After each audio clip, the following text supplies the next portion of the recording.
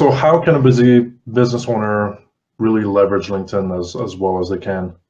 I mean, as a business owner and entrepreneur, I mean, we're always putting out fires. Hopefully, we're planning for the future.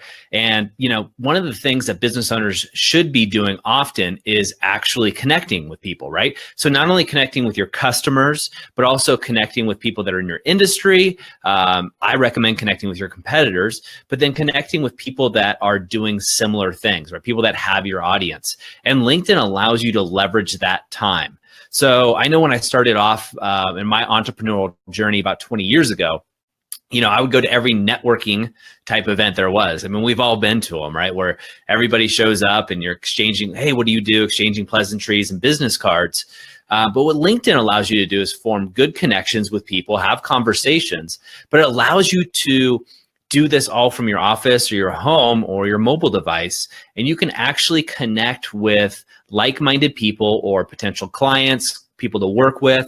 If you're looking for a mentor or a coach, whatever it may be, you can connect with people around the world at a much faster rate, but also have deeper connections rather than just standing around coffee, kind of the traditional things.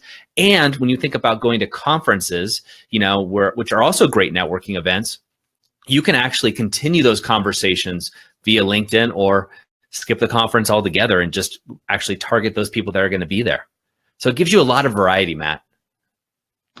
So how do you mitigate the fact that when you're connecting on LinkedIn or Facebook or anywhere else, you don't have really a lot of body language? I mean, you're basically connecting online. Unless you get onto a video call, how do you sort of mitigate that lack of intimacy with the person?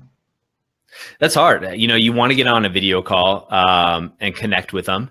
And oftentimes I'll meet people like yourself or on LinkedIn, and we'll go to a video call, which is what I try to do because I like people. So I like face-to-face when I can do it. But if not, what I always will try to do is lead with value, right? So if I'm bringing massive value to somebody right away, the odds are they're going to connect with me or at least connect back. And I try to be personal. I think all too often we think we have two separate identities, right?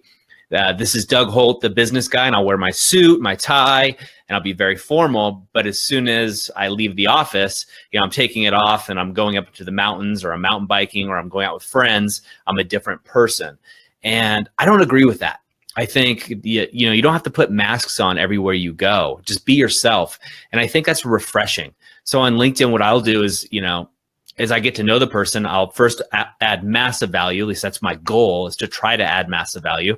And the second thing is I just try to be real. I try not to be overly formal. I'm professional, but I try to be very real. And the best relationships I've made on LinkedIn or any social network or anybody for that matter is sharing my life and asking about their personal lives as well.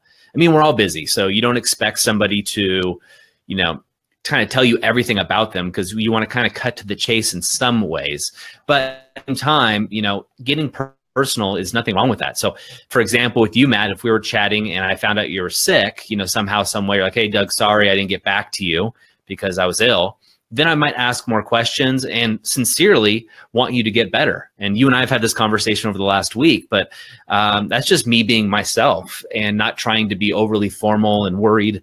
Oh, gee, is Matt going to be worried if I tell him to get rest, or what have you? Mm-hmm. That's just the guy that I am. And I think carrying that forward via social media is good. Now, of course, just like text messaging, anything can be misinterpreted or misread, but it's very similar. The more communicative you can be, the better off you're going to get with actually forming solid bonds.